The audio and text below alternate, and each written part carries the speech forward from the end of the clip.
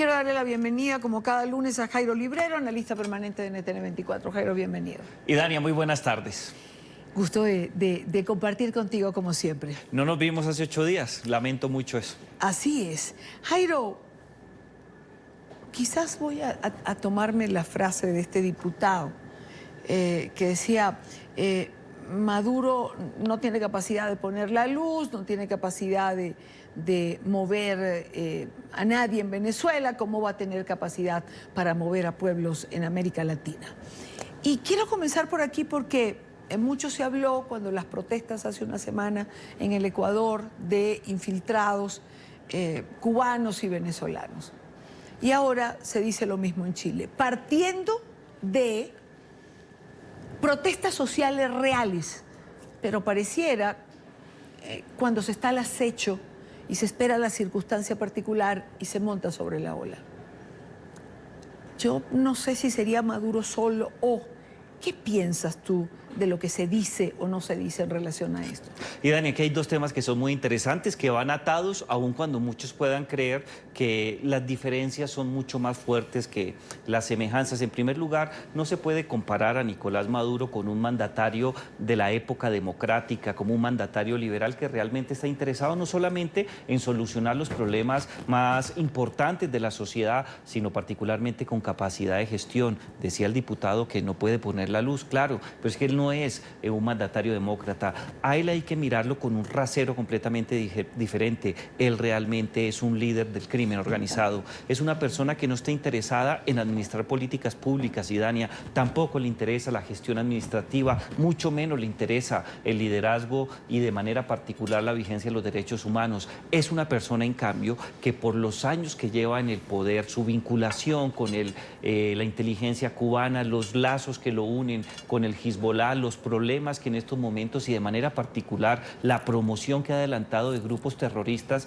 como la disidencia, la FARC, el ELN y grupos de narcotraficantes, él ya entiende ese idioma, ya entiende ese mundo. Por ello yo sí creo que él está en capacidad de ser un articulador en términos eminentemente de posicionamiento como dictador de muchos movimientos, apoyar por ejemplo a inteligencia cubana para que preste servicios, darles dinero, facilitarle la llegada a otros países, como ocurrió en Ecuador o como está ocurriendo en estos momentos en Santiago. Es una persona que muy seguramente puede facilitar la entrada a cierto tipo de personajes que no están interesados en la protesta, pero sí en el vandalismo, en afectar, en quitarle legitimidad a las instituciones liberales. Ese es el mundo donde él se mueve. Si tú lo comparas con un mandatario elegido democráticamente y que está interesado realmente en el bienestar de su pueblo, no vas a encontrar ninguna forma ni ningún patrón de comportamiento que te permita hacer un análisis político serio. Lo tienes que comparar con gente que está en el mundo criminal, vinculado al terrorismo o vinculado con dictaduras, llámalo tú. Inteligencia cubana, Hezbollah o la disidencia de la FARC. Tú eres un hombre especialista en temas de seguridad, Jairo.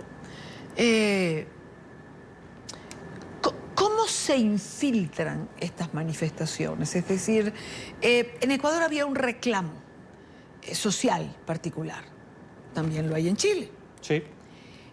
¿Cómo se infiltra dentro de lo que puede ser una protesta social, como lo dije, justa, para crear caos?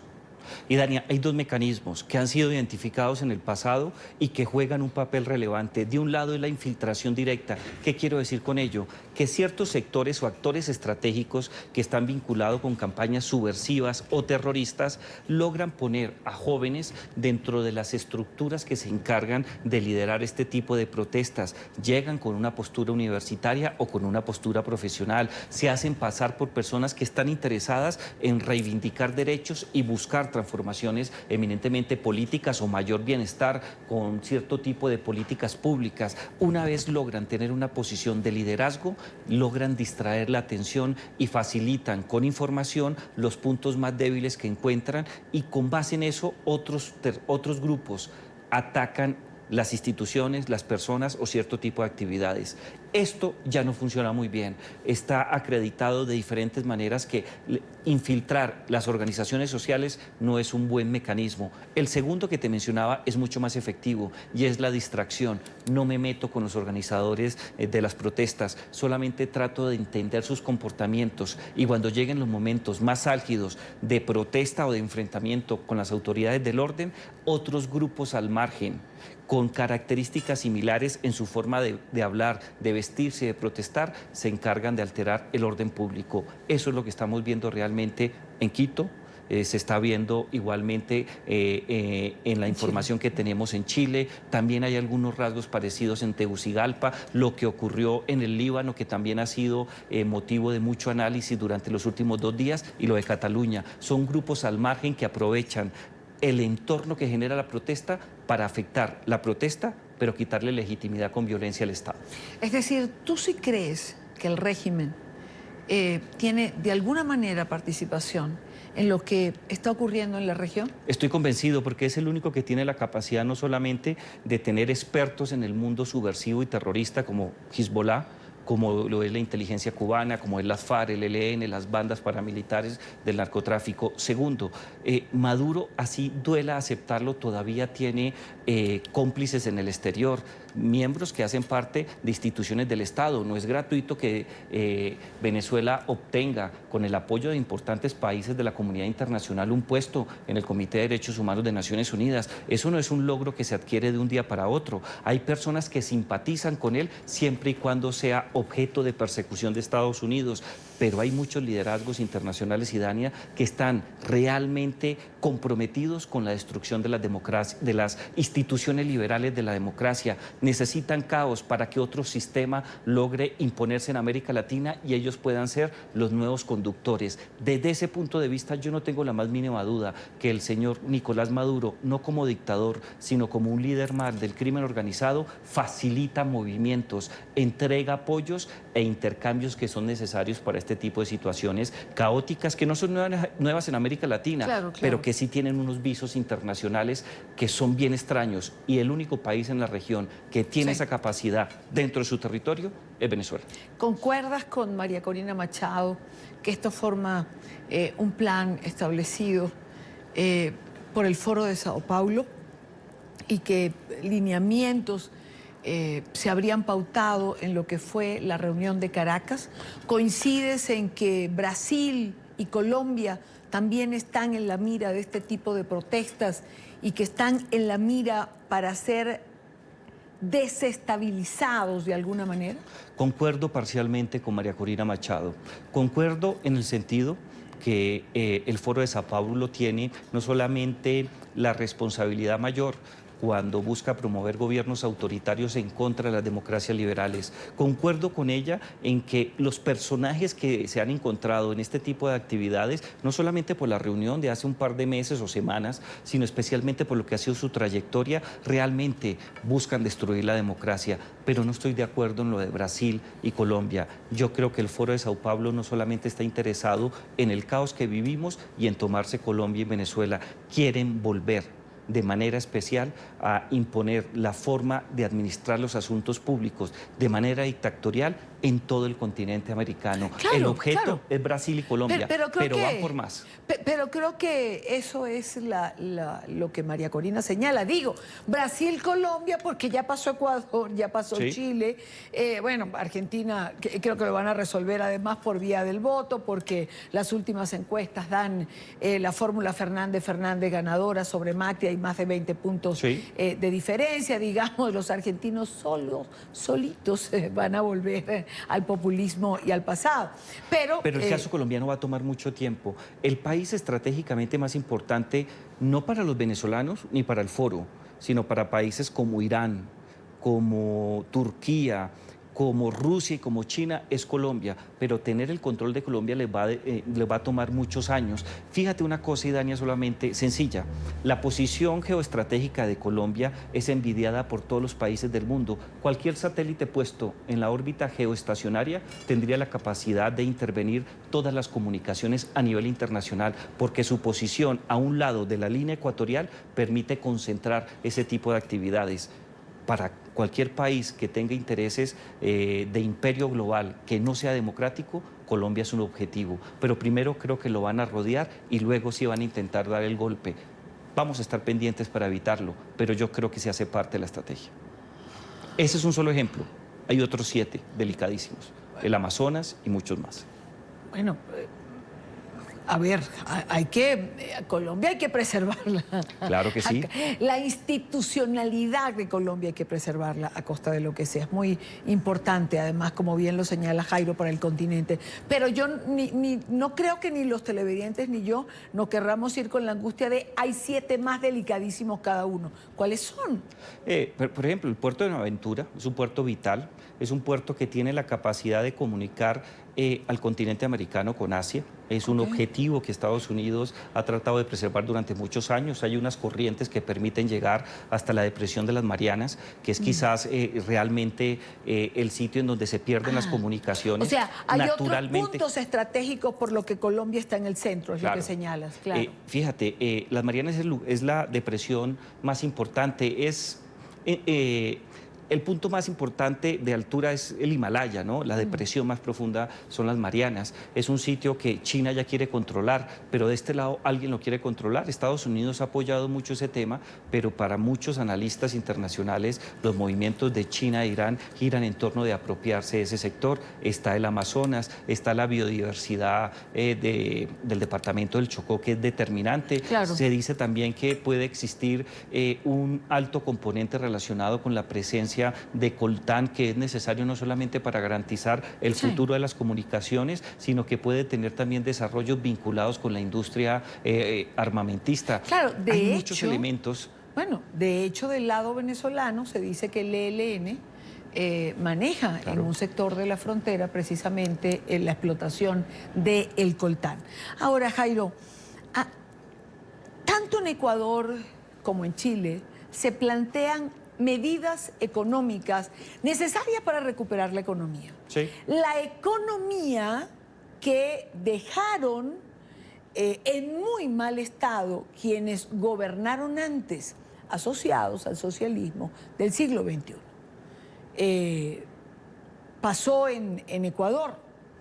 En Chile no estoy tan segura de que sea esa la explicación, pero hay una situación económica, hay que subir las tarifas del metro de Chile, del metro de Santiago, aunque pareciera que la proporción es absolutamente alta en porcentaje comparativo con lo que es el salario. Lo cierto es que se arman estas protestas, se arman o vemos, se instalan estos desmanes que hemos visto en ambas ciudades, tanto en Santiago de Chile como en Quito, y los gobiernos retroceden en las medidas. Pregunto, ¿esto no es un arma de doble filo? Es un arma de doble filo y está demostrado por la experiencia que ha ocurrido en América Latina, pero en otras latitudes. Sin lugar a dudas, uno esperaría que los mandatarios, cuando toman decisiones de política pública, tengan la oportunidad no solamente de mejorar la situación, entre comillas, caótica en términos fiscales, sino adelantar procesos de consulta con la sociedad. Hace parte de lo que son las democracias contemporáneas que buscan tener un relacionamiento mucho más directo con la sociedad civil. Lamentablemente, en muchos casos, se requiere tomar decisiones que pueden tener un peso mayor en términos financieros en la sociedad. Pero si la situación es tan importante, si se requiere tener mayor dinero para que la redistribución sea mucho más efectiva, cuando tú echas para atrás este tipo de soluciones, no solamente estás entorpeciendo el crecimiento económico, sino que inmediatamente en el corto plazo va a haber afectaciones en materia de desarrollo económico, de bienestar, de mejoramiento de la prestación de servicios públicos. Cuando tú te echas para atrás, como lo hizo el presidente Lenín Moreno en Ecuador, o lo acaba de hacer Sebastián Piñera en Chile, simple y llanamente estás complicando mucho más las cosas, porque al cabo de 6 meses o un año, el ajuste que vas a tener que realizar va a ser 2 o 3 veces más fuerte que el que te negaste por cuenta de la protesta social. Creo que en el caso de Ecuador y de Chile, en cualquier momento va a venir otra situación de alta tensión, porque son países además que tienen una economía completamente limitada, ya no hay instituciones para privatizar, tienen una relación difícil con el Fondo Monetario Internacional. Recuerda que en el caso de Lenín Moreno hay un proceso de negociación con el Fondo Monetario Internacional y se esperaba un desembolso que en estos momentos yo creo que puede tener dificultades porque los condicionamientos que presentó el Fondo Monetario Internacional giraban en torno precisamente de tumbar los subsidios para pagar y para redistribuir. Este tipo de decisiones siempre salen mal en el corto plazo, siempre. No hay una sola excepción a eso.